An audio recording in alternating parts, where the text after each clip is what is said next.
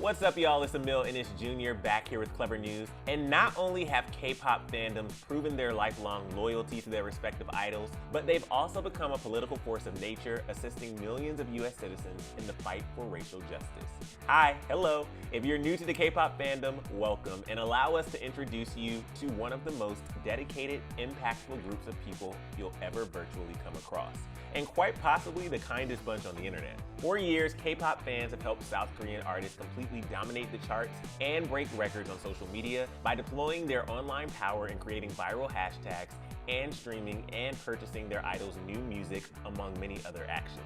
Now it seems that K-pop fans are finally being recognized for what they are: politically woke, social media savvy, and a strong force to be reckoned with a mutual love for K-pop music. What many people may not know is that the fandom's recent political efforts don't come as much of a surprise, considering they have previously organized and helped fund many other projects like LGBTQ+ youth centers, building wells in Cambodia, and donating money to nonprofits like Feed the Children. More recently, the K-pop fandom's newest political ploy comes just on the heels of the 2020 US election, as well as an ongoing fight for racial justice within the country following the murder of George Floyd and countless other innocent Black people. The group was credited with helping corrupt President Trump's rally in Tulsa, Oklahoma last month, when K-pop fans and TikTok users alike joined forces to claim tickets to the rally, causing numbers to plummet as thousands of seats were left empty in the 19,000-seat venue. Fans got word of the rally when the Trump campaign's official Team Trump Twitter account posted a tweet asking Trump supporters to register for a free seat. At one point, Trump even went as far as to brag about receiving over 1 million RSVPs via Twitter. That's when K-pop fan accounts began sharing the tweet along with instructions on how to register and encouraged others to snag a seat, only to not show up at all. The trend went viral over the past week, which led media outlets to also get in on the action. CNN reported that the trend then spread over to TikTok when 51-year-old Iowa native Mary Jo Lop seemed to have led the charge on getting TikTokers to input their cell phone numbers, which holds the seat, and just not show up, leaving Trump to appear on stage only to see a mostly empty arena. In her TikTok video, Mary Jo said, "All of those of us that want to see this 19,000-seat auditorium barely filled or completely empty, go reserve tickets now and leave him standing alone there on the stage."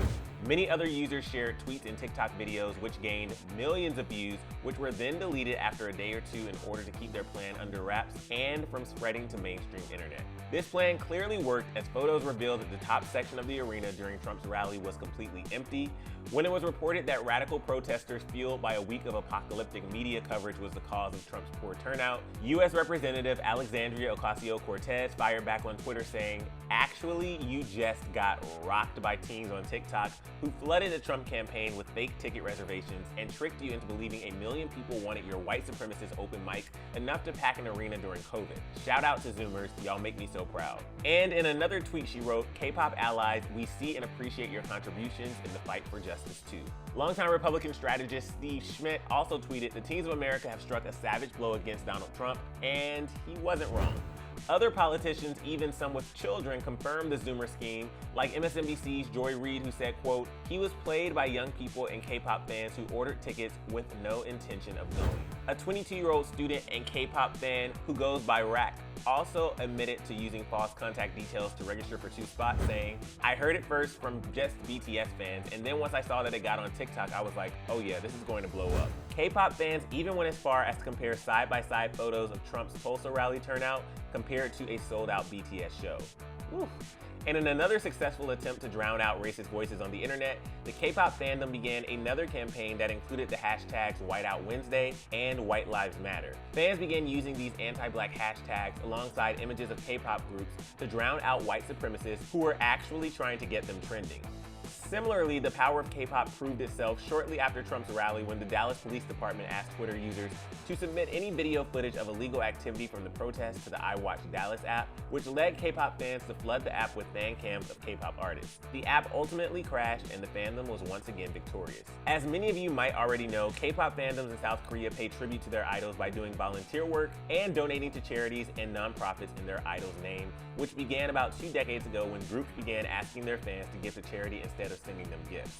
A student named Sung Jung from the National University of Singapore wrote in a 2012 research paper about fan activism that fans practice these activities not only for local charities, but also as a way of promoting their stars. She also noted that while K-pop fandoms tend to create a nuisance online, they can also lead to new forms of social activism. An example of this type of activism happened just after news of K-pop group BTS's massive $1 million donation in support of the Black Lives Matter movement. BTS fan-based charity group One in an Army helped raise another $1 million for the cause. Although this all had the original intent of making the idol look like they were contributing to society, K-pop fans have proven that it's them who chooses to work hard and fight for justice in a nation where we lack the leadership to do so.